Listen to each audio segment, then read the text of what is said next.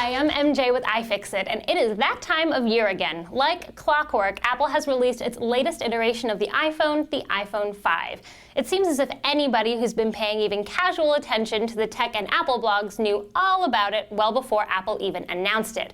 From the larger screen and body to the updated dock connector, we've been getting sneak peeks at this new iPhone since as early as May of this year. And interesting as those leaked product images are, they don't do much for us here at iFixit. We don't think we've really seen a device until we've done what we do best, and that's tear it down.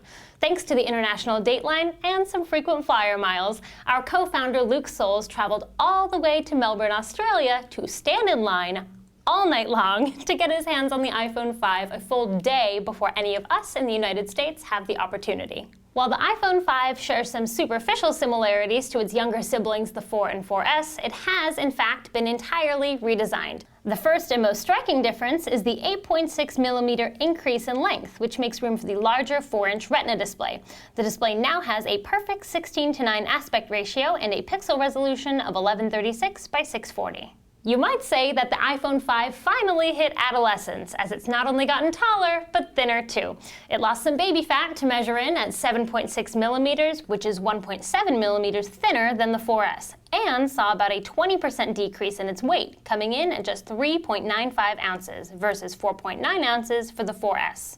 But being tall and thin isn't everything. As we all know, it's what's on the inside that counts. So, on that note, let's take a look at what's making this latest iPhone tick. Getting into the phone was déjà vu inducing, as Apple continued using its proprietary pentalobe screws to hold the phone together. We, of course, saw that coming and sent Luke with a pentalobe driver that was just perfect for the job. Once those screws were out, we were met with a pleasant surprise. I never thought I would be so excited to see a suction cup, but there it is.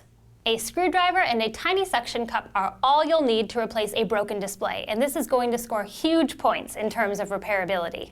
Apple has returned to a top-down construction with the iPhone 5, and anyone who's ever swapped their broken screen on their iPhone can tell you that this is great news, because rather than digging through all of the other internals to get to the display, on the iPhone 5, the display is the first thing that comes off.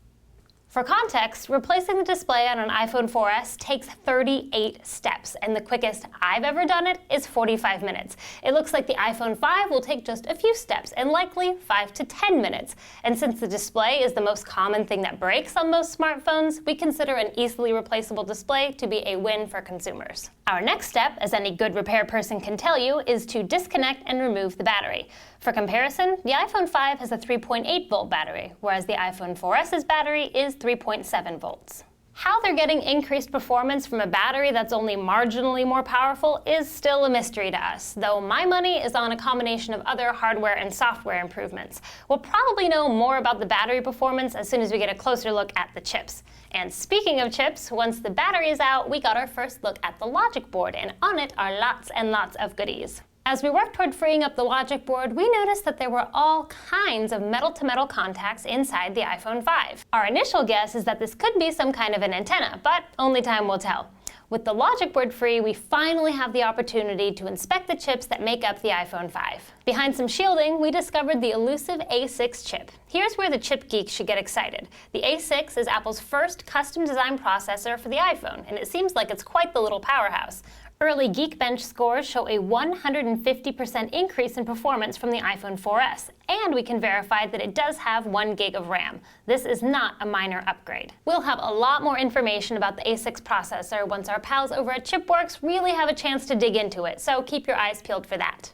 Another chip of note is the Qualcomm MDM9615, and I'm not sure if you know this, but the Qualcomm MDM9615 is kind of a big deal. For those of you that were cheering when Apple announced that the iPhone 5 would be LTE enabled, this is the chip you need to thank.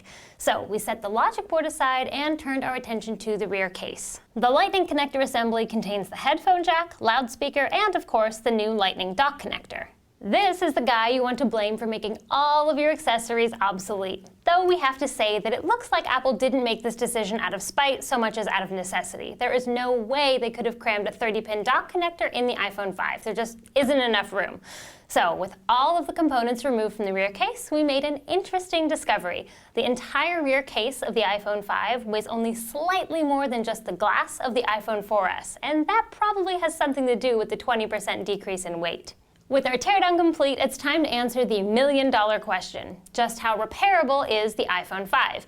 Here at iFixit, our mission is to teach everyone how to repair everything. So we give every gadget we tear down a repairability score between 1 and 10, 10 being the easiest to repair and 1 being the most difficult. The iPhone 5 scores a very respectable 7 out of 10 for repairability, and here's why. With only a couple of small tools, the display comes right off, making replacing it super easy. On the downside, the screws holding the display in place are proprietary, so you'll need a special pentalobe driver to remove them. The Lightning connector assembly has so many other components attached to it that it makes replacing a single component, like the headphone jack for example, impossible. The iPhone 5 is 50% more durable than the iPhone 4 and 4S, as only one of its faces is made of glass. While the iPhone 5 isn't a perfectly repairable device, it is certainly a refreshing change from recent Apple devices like the iPad 3 and the MacBook Pro Retina, which scored an abysmal 2 and 1 out of 10 respectively. That about wraps up our teardown. Big thanks go out to our friends at MacFixit Australia for their warm hospitality and letting us use their facility. For the complete teardown, including gorgeous high-resolution images, check out iFixit.com. For all the latest teardowns and repair videos, make sure you are subscribed to our YouTube channel. You can follow us on Twitter at iFixit or like us on Facebook. Thanks for watching and happy repairing.